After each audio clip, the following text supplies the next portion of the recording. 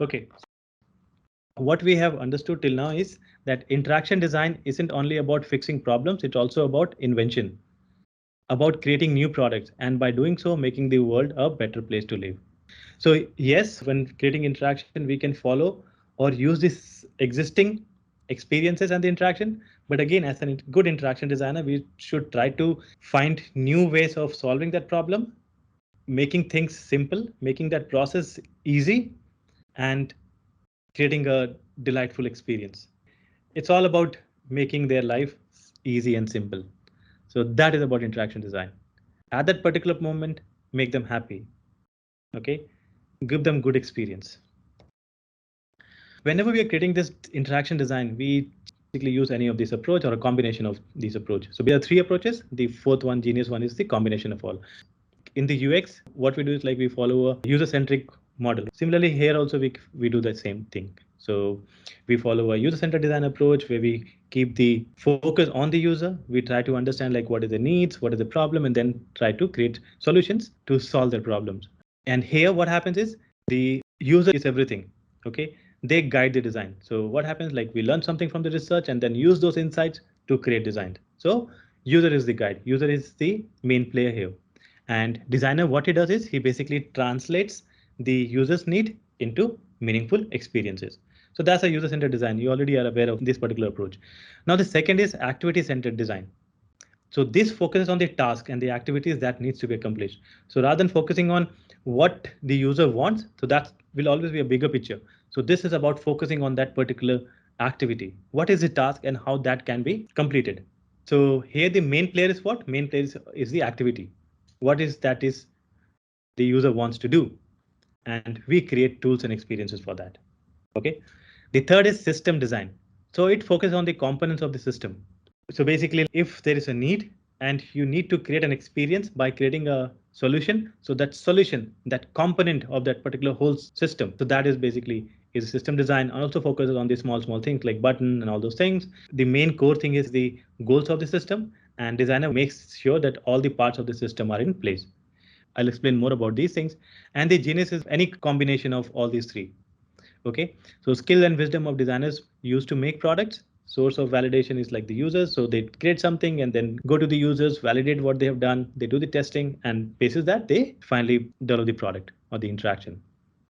And here the source of inspiration is himself. He explores, does research, and basis his past learnings, he uses the mix of these different approaches or the processes and then creates design. So let's understand in detail. So what is user-centered?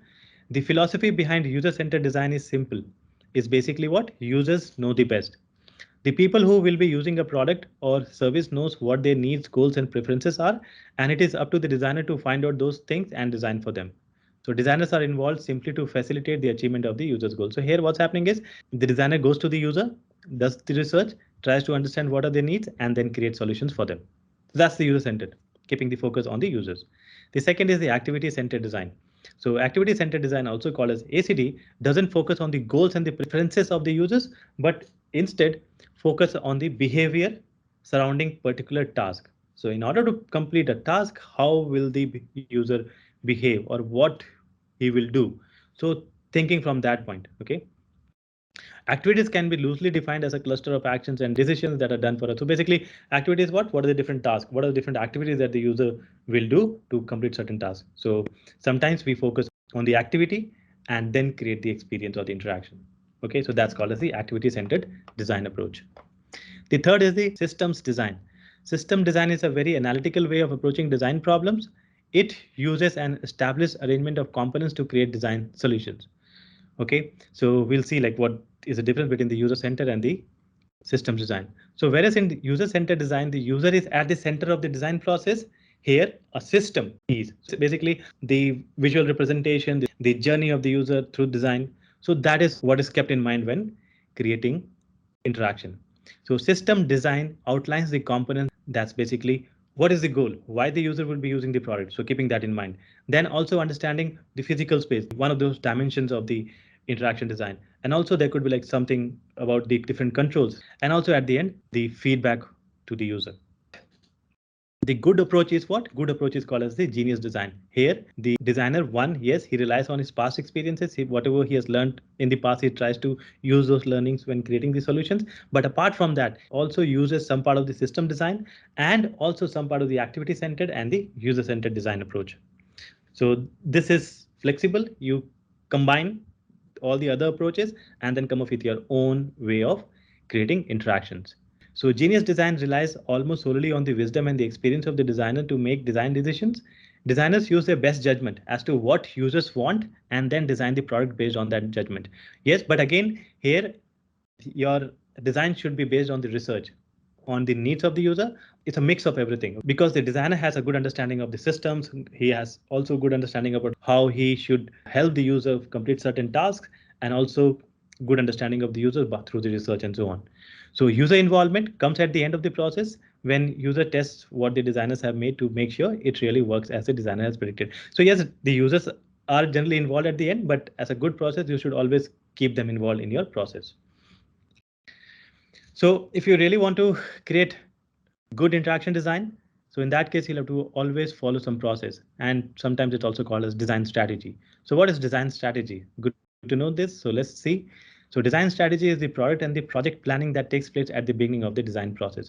Now, in this case, like since it's not the whole product, it's just like part of the interaction when you're working on a certain context and then creating the interaction. So having proper strategy, having proper planning about like what should be the interaction and how will that interaction flow from one screen to the another is important. So that's why proper planning is important.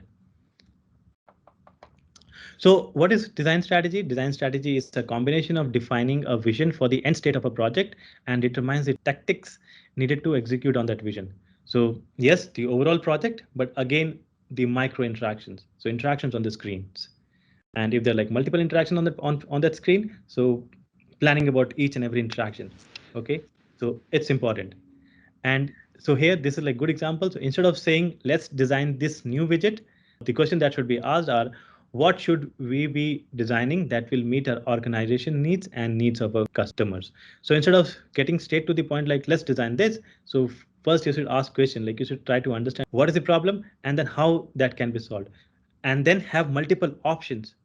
Okay, first see like what are the current available solutions, and if that is okay, that meets the needs, then fine, otherwise come up with a new one.